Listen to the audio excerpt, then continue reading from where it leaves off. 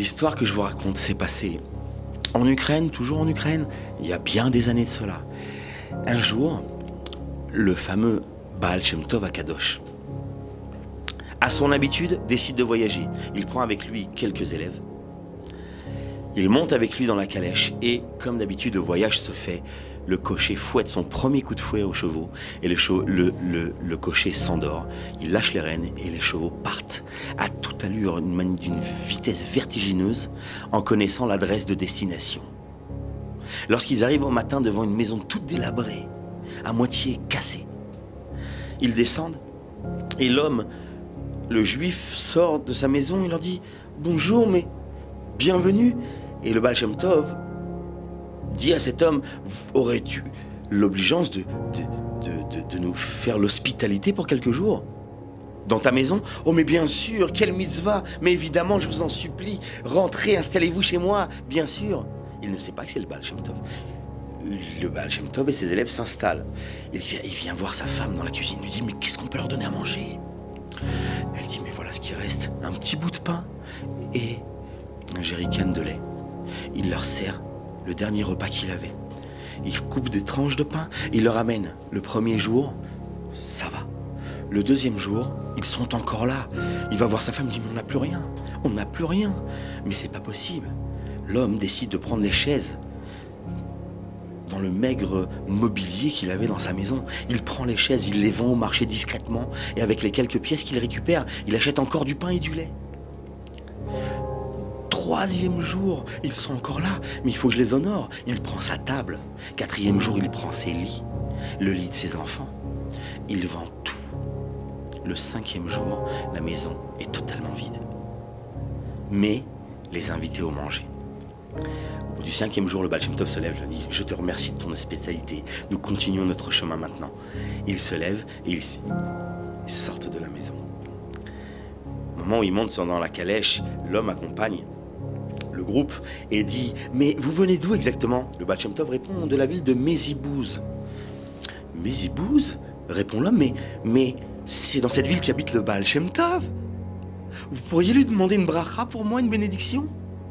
Au moment où le cocher va pour donner son coup de fouet pour le départ, le Baal Shem Tov lui dit « Sache que le Baal Shem Tov, c'est moi. » Et la calèche s'en va, et lui, il reste là.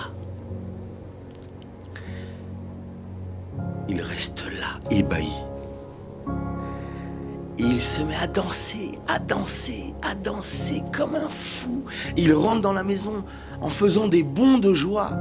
Et lorsqu'il rentre chez lui en chantant et en dansant, il est stoppé net par ses 5 enfants devant lui, qui ont froid, qui ont faim, et qui lui disent « Papa, on veut manger !»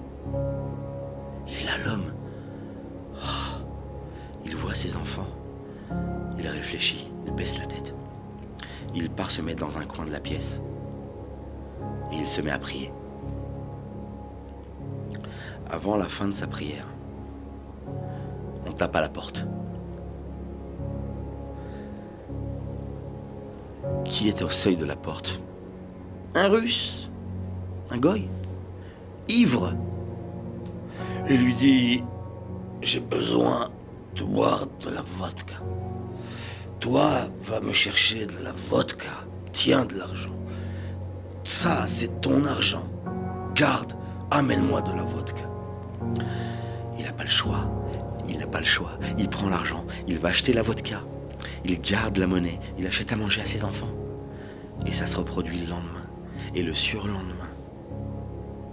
Il lui amène de la vodka tous les jours. À un moment donné, l'homme ivre, il dit « Tu sais, tu es bon avec moi. Tu es gentil avec moi. C'est pas comme mes enfants. Mes enfants m'ont abandonné. Mais ils ne connaissent pas mon secret. Ils n'auront rien. Mais à toi, je le dirai. » Un jour, je faisais une course. Avec ma calèche, j'étais comme un taxi. Et un juif est venu voyager avec moi, il avait une caisse. Et lorsqu'il s'est allongé au milieu de la course pour faire la sieste, j'ai compris que cette caisse était importante. Je l'ai prise, je me suis sauvé avec. Elle était remplie de pierres et de pièces précieuses et d'or et d'argent. Je l'ai enterré, personne n'est au courant que j'ai volé cet argent à ce juif. Mais à toi, je vais te le dire, je suis vieux maintenant. Dans la dernière maison du village, au 3e rocher, à côté de l'arbre, tu creuseras. Oh, oh. Et le goy meurt. Et le juif se met à courir. Il court, dernière maison du village. 1, 2, 3e rocher, l'arbre. Il creuse, il creuse, il creuse, il creuse et toc! Il tombe sur du creux. Il sort un coffre. Et effectivement, il y avait un grand trésor là-bas, énormément d'argent. Il devient une des personnes les plus riches de la région. Et là, il se dit, mais ça vient du Baal Shem Tov, c'est trop flagrant. Il faut que j'aille le remercier, il faut que j'aille lui dire merci. Et il fait le chemin, il fait le voyage avec ses serviteurs, ses chevaux et sa calèche. Et il arrive à Mézibouz. Le Baal Shem Tov le voit arriver de loin, il y a ses élèves qui sont à côté de lui.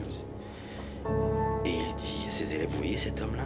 Oui, ce riche monsieur-là qui s'approche vers nous? Oui, vous le connaissez bien sûr. Mais non, Rabbi, on ne le connaît pas. Mais si, vous vous rappelez, l'homme chez qui on a été, qui a vendu son mobilier, vous vous rappelez? Ah oui, le pauvre! Mais comment il est devenu aussi riche, Rabbi? Eh bien, c'est simple, dit le Baal Shem Tov. Lors de ma prière de Rosh Hashanah, je suis monté dans le ciel et j'ai vu tous les budgets alloués à chaque Neshama et Neshama. Et j'ai vu que cet homme-là, ce juif, avait un énorme trésor qui lui revenait. Mais ce trésor restait au-dessus de sa tête. Juste au-dessus de sa tête. Vous savez pourquoi? Non, Rabbi, pourquoi? Parce qu'il se contentait de son sort. Alors j'ai décidé de forcer un peu la main. Je suis parti, je l'ai forcé à vendre tout son mobilier. Je l'ai forcé à vider sa maison, le peu qui lui restait, avec lequel il se contentait. Et lorsqu'il n'avait plus rien et que ses enfants pleuraient du pain, la seule et unique prière qu'il a faite avec cette sincérité a fait en sorte que le goy tape à sa porte et lui donne le chemin du trésor. Voilà pour l'histoire. Bye bye.